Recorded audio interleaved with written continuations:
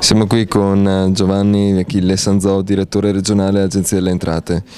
Direttore Sanzò, un protocollo prezioso tra ANCI Veneto e l'Agenzia delle Entrate per combattere l'evasione. In che modi e in che tempi?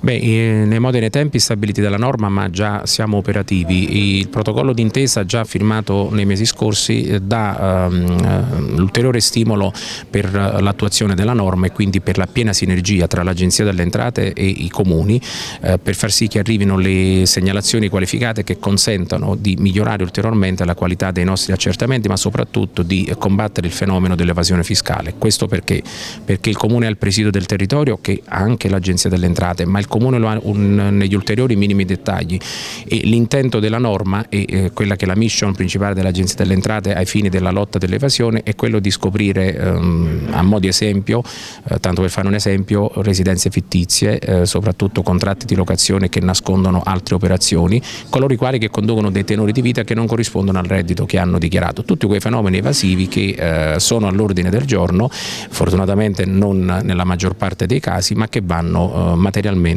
scovati. Qual è la somma che si pensa recuperare in Veneto anche approssimativamente? Guardi, fare una previsione già da adesso è un po' azzardato, ma sicuramente, tenuto conto della ricchezza del Veneto e soprattutto che è la regione del nord-est che è maggiormente rappresentativa e produttiva, nell'ordine di centinaia di migliaia di euro. Questo è nelle previsioni. Quante municipalità hanno già sottoscritto il protocollo e quante sono prossime queste settimane? Su 580 comuni, visto che si è iniziato da poco, da qualche mese, quindi verso il mese di aprile-maggio, su 580 comuni siamo già oltre un centinaio di comuni, ma sicuramente si arriverà all'optimum, che è quello che tutti i comuni aderiranno alle convenzioni che sono lo strumento esecutivo per poter applicare la norma. Perfetto.